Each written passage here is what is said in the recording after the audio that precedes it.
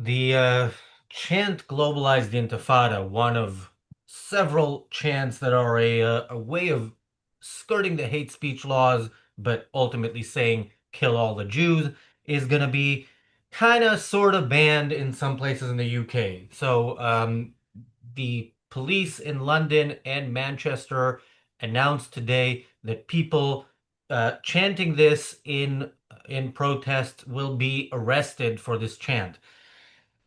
Um, there was questions in my mind about what exactly this is. The chant "Globalize the Intifada" is a call to exterminate all the Jews. It is a call to do what happened in Bondi Beach a few days ago, what happened in Manchester a couple of months ago. That's what it means. What it means to ban it or specifically to arrest people for it, I can kind of guess what this is going to look like. Because actually, I don't need to guess. We see what it looks like with the Palestine Action um, designation as a terrorist organization.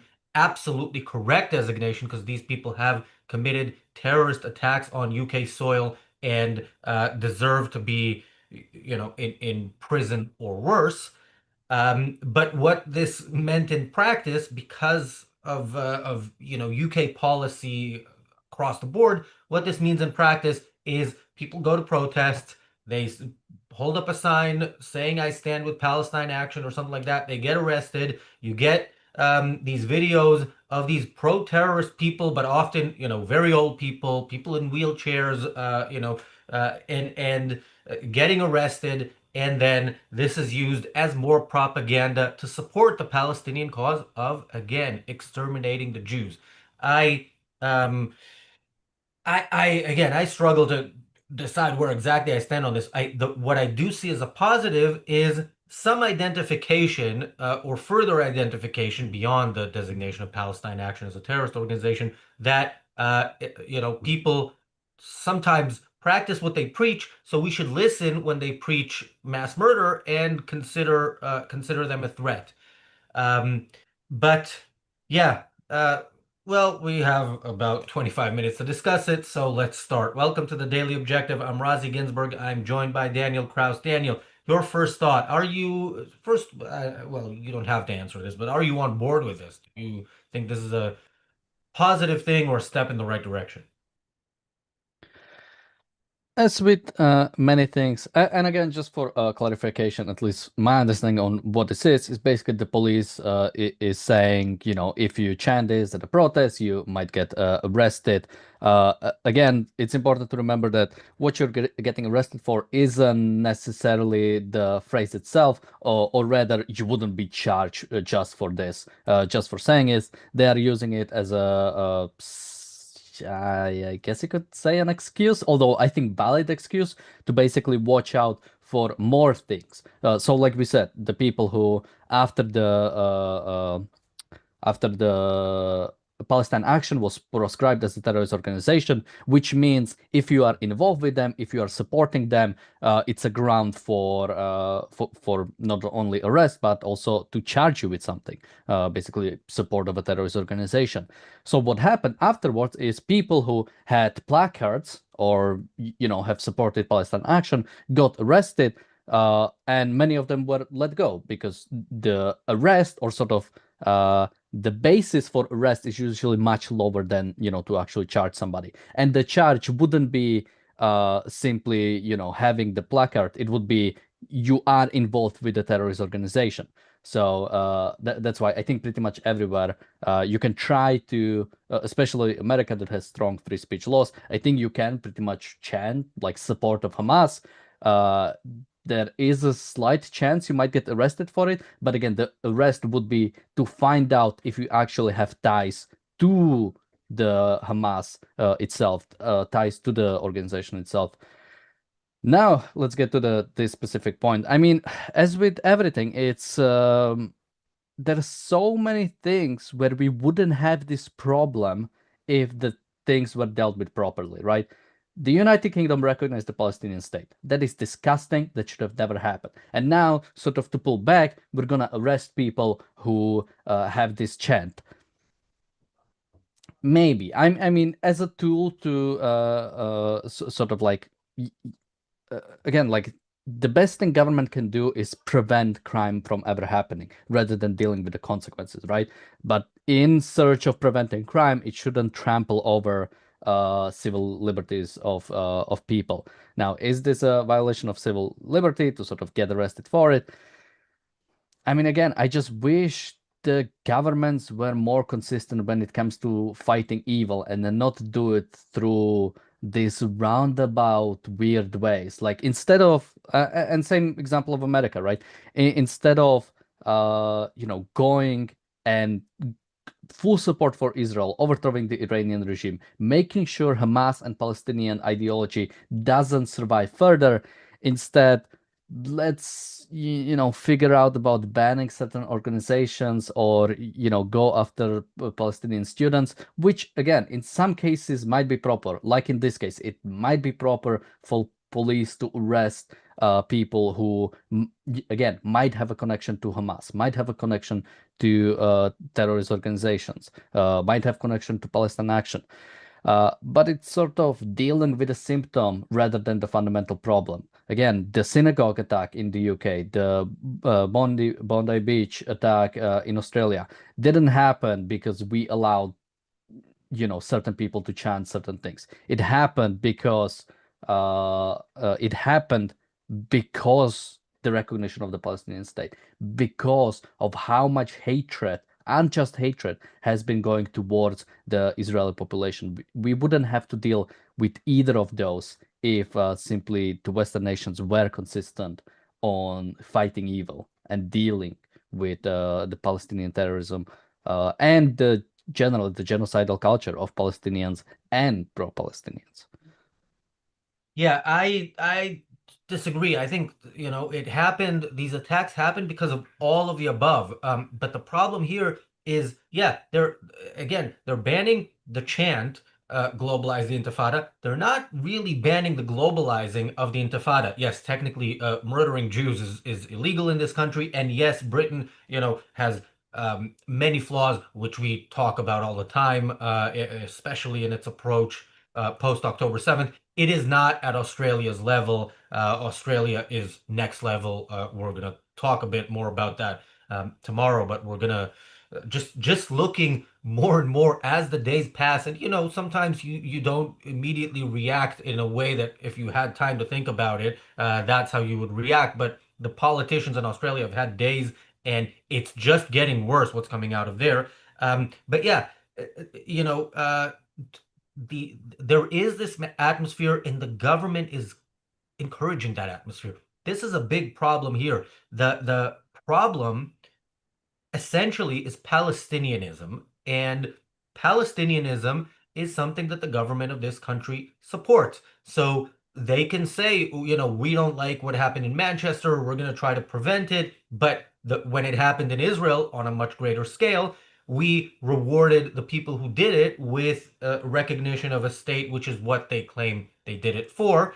So why would people in the West not do that? I'm going to repeat this as much as needed. Palestinianism deserves the NAMBLA treatment, the North American Man-Boy Life Association that calls for legalizing the rape of children, has a First Amendment right to call for that change in the law. What they don't have a right to do is violate the rights of others by, practicing what they preach. And it is the authorities' job, their only job, to protect the innocent and to look into such people to see if they might be practicing what they preach. So I've said this about mosques, and I'll say it again.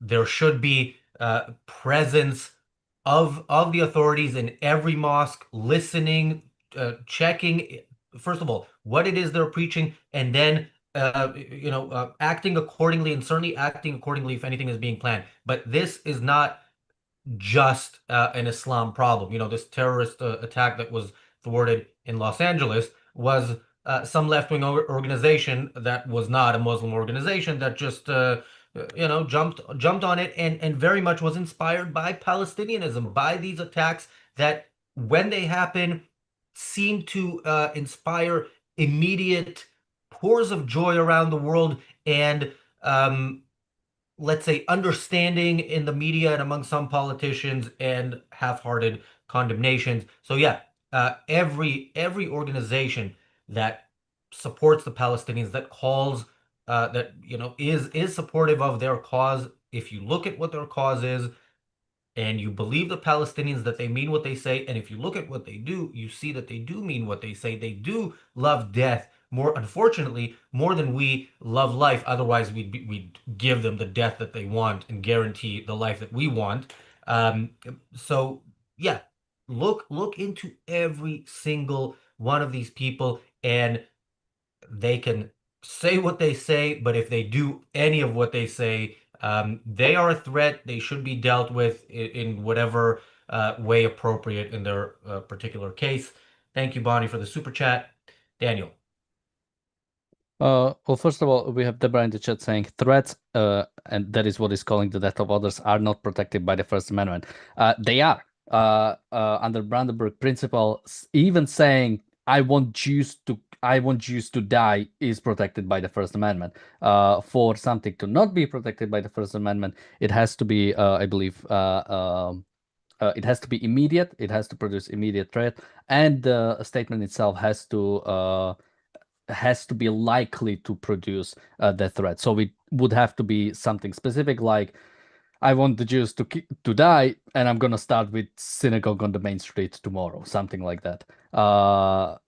With something like globalize the Intifada, we know what it means. It is calling for the death of the Jews, but it would be protected by the First Amendment. We are not in America, however. We are talking about the UK that has a bit more lax.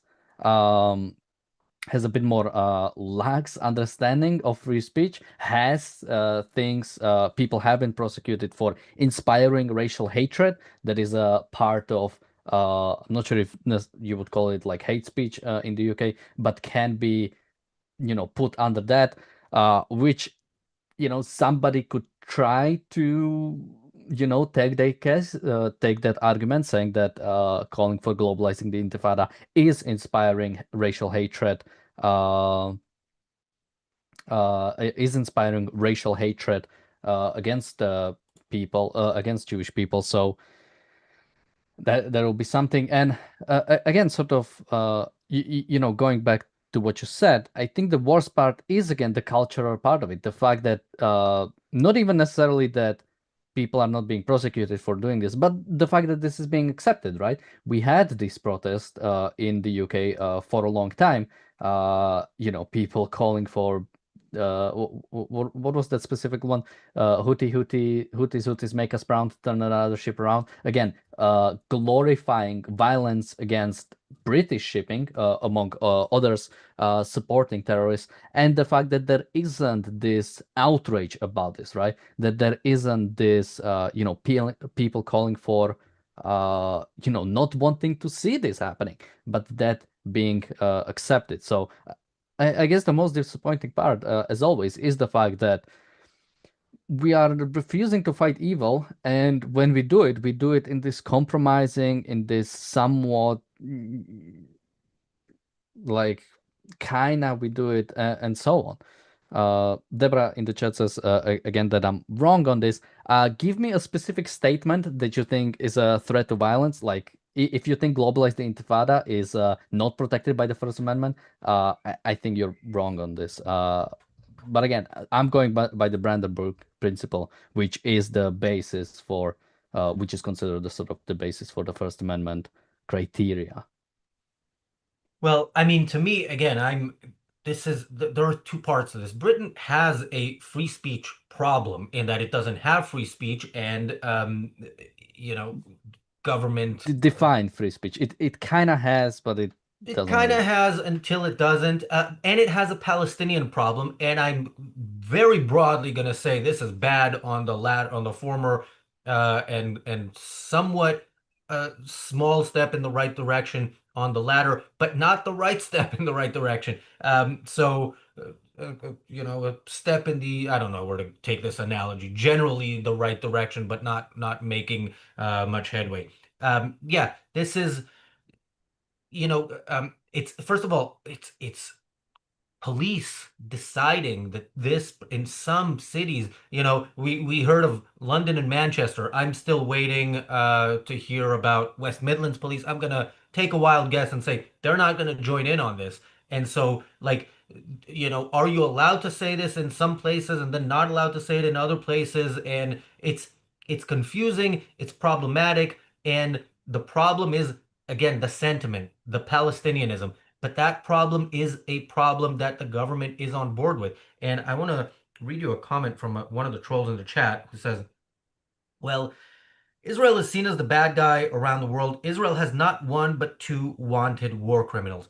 And that's the thing. This is where it trickles down from. It trickles down from government saying certain things and then people being on board with what the government is saying, but then wanting it to take it further. And then you end up with a globalized intifada because, this court case is taking forever and Netanyahu is committing a genocide and nobody's doing anything about it. So, we need to put, an axe in a police officer's head, and we need to attack the RAF, and we need to do all these sorts of, and we need to kill people on Yom Kippur in a synagogue in Manchester. These are all acts that are in the same direction that the government is pushing, just a few steps ahead. So does this actually, does it change things significantly? Of course, we're going to have to see what happens if and when this is implemented. As soon as pretty much every weekend there's protests, so presumably we're going to see some. This weekend, actually, there were some yesterday. They took to the streets to celebrate, this is not their words, but celebrate the massacre in Bondi Beach. So yeah, it'll be interesting to see how this is implemented. I'm afraid it'll be implemented in the way that the police have implemented the Palestine Action designation as a terrorist organization, which is a much more significant thing. Because if you designate a terrorist organization, you go after everybody in that organization. You don't have to actually have been involved in an attack to be, a terrorist who is a risk to this country and somebody who needs to be arrested. Those would be the first people they go after that designation, not the people with the sign "I support Palestine Action." Although, that's definitely something that should be done, but not the first step. I'm worried that this is going to be a way for the police to avoid doing what it needs to do, which is be proactively going after these people before they do what they want to do and tell us that they want to do.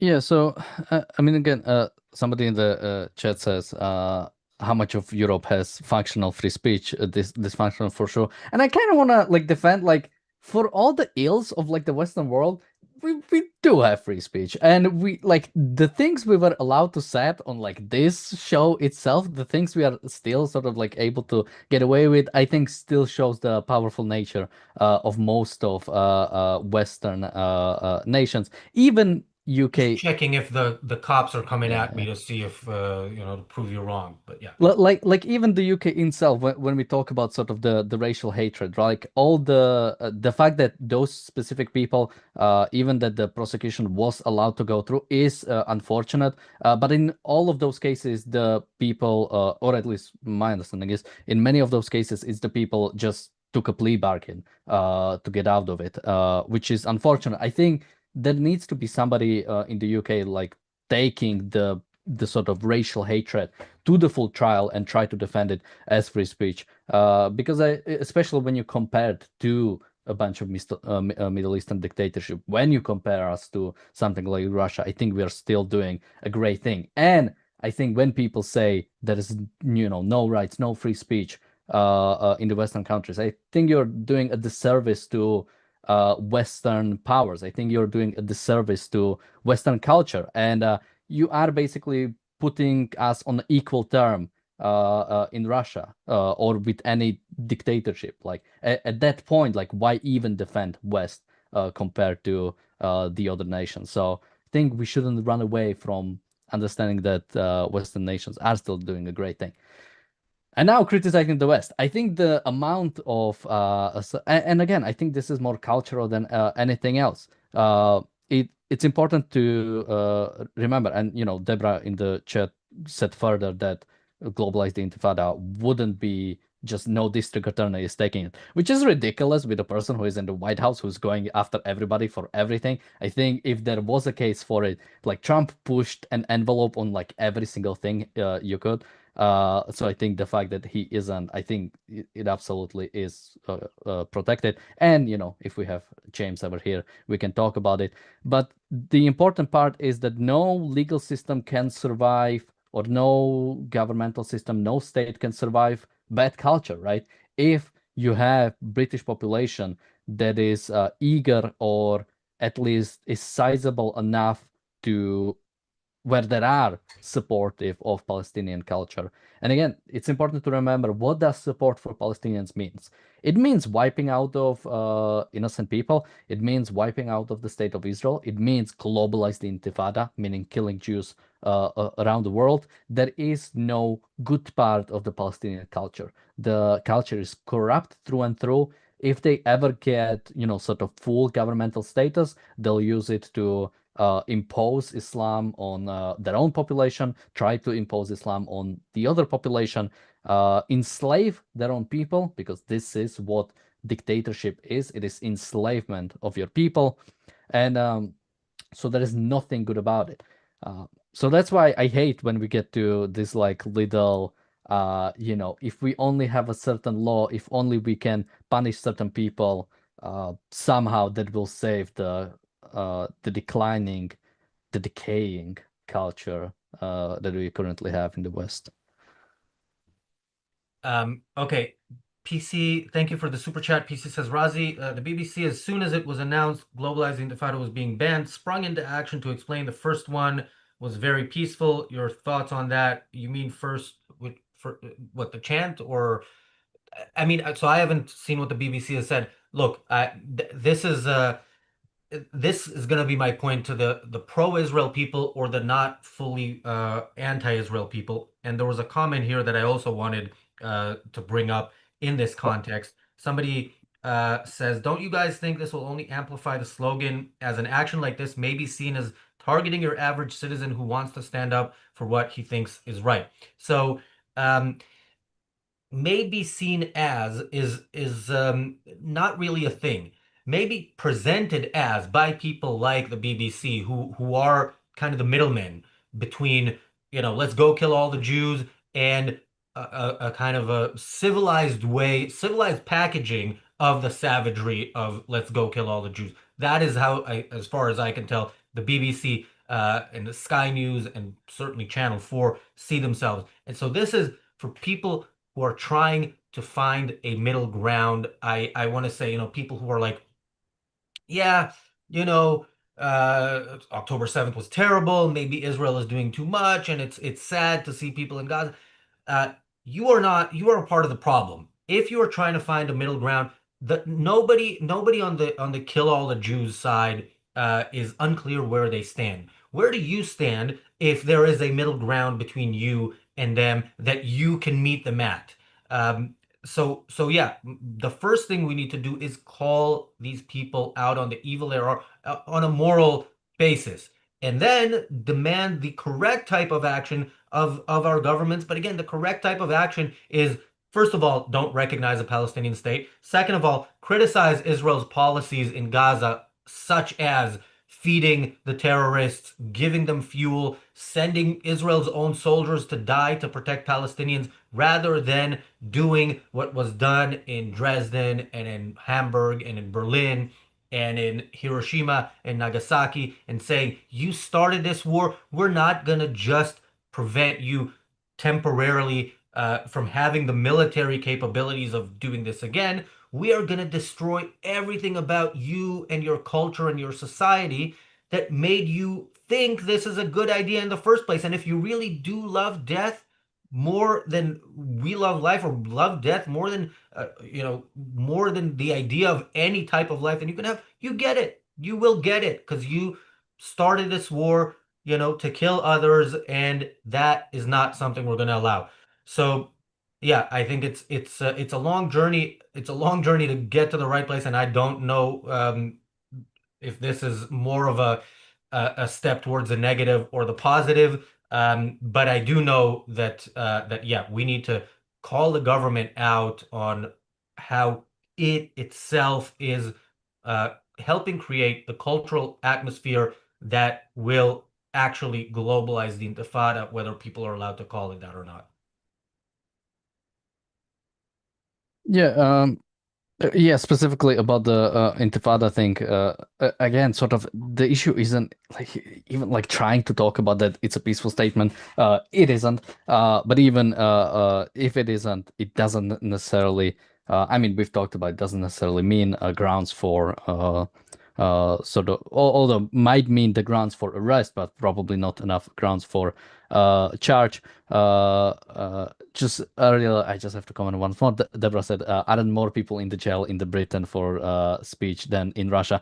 And again, I know Deborah is good, so I won't criticize her. But these kind of statements, I think, show that, well, why defend West at that point, even if we believe that UK is worse on free speech than Russia, why even defend UK like ever? And of course, it's not true. One, we do not really know what sort of what people how many people in Russia are get arrested, and even then, if there are people arrested in the UK, it's usually something really egregious, and oftentimes even like actual threats, but are considered speech, like people arrested for speech because they are lumped in together. And in Russia it's like holding a white sign on the like a red square or something. So again, it's different.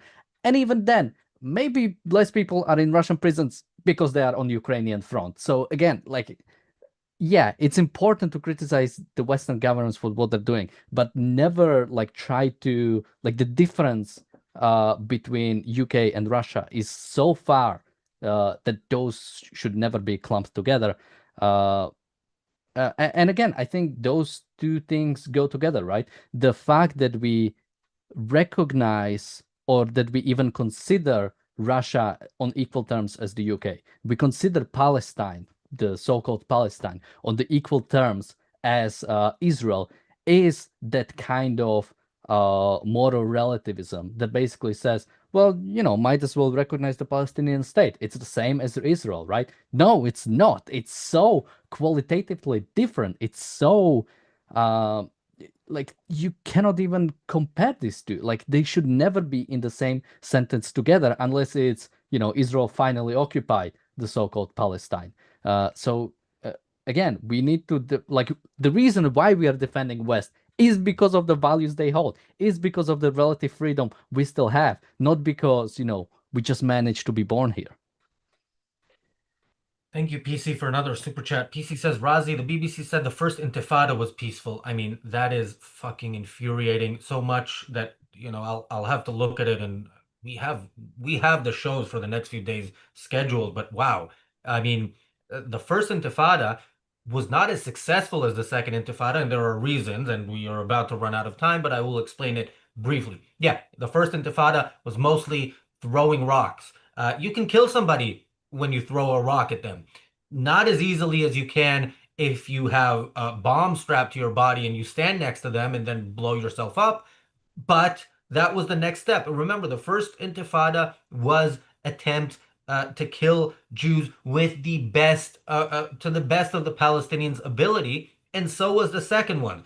The second one was just when we gave them more abilities because we signed the peace deal. Israel, at the behest of America, but I don't know if Israeli leaders were so opposed to it, signed a peace deal with a terrorist organization, the PLO, brought the PLO with their terrorists to areas in Israel, to Gaza, to Judea and Samaria and the West Bank, um, armed them, gave them control of territories, and said, okay, they're going to protect us from the terrorists. And immediately, within weeks or months, buses started blowing up in Israel. That was not yet the second Intifada, but later on, when Israel offered Arafat, Ehud Barak, the prime minister, offered Arafat everything that Arafat claimed in English that he wanted, then the second Intifada was, now we have weapons, now we have the ability, we have land. We have the ability to plan things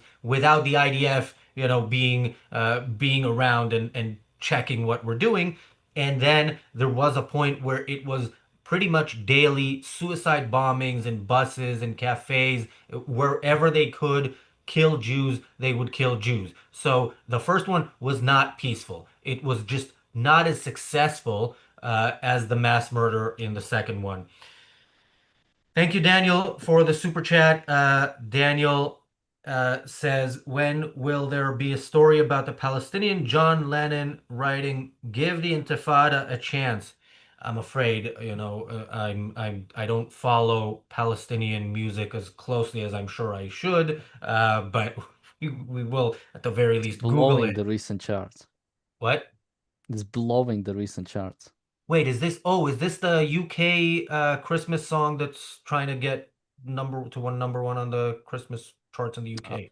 Not actually sure. Even that, I kind of watch a few seconds of a news story about, and I'm like, I don't need this in my life. What I also don't need in my life is Owen Jones, but unfortunately, he is a part of our lives. That is the topic of the reality show, which starts in a couple of minutes. We're going to be talking about Owen Jones's latest celebration of the mass murder of Jews in his own way. Thanks, Daniel. Thanks, everybody, for watching. We'll see you in a couple of minutes on the reality show.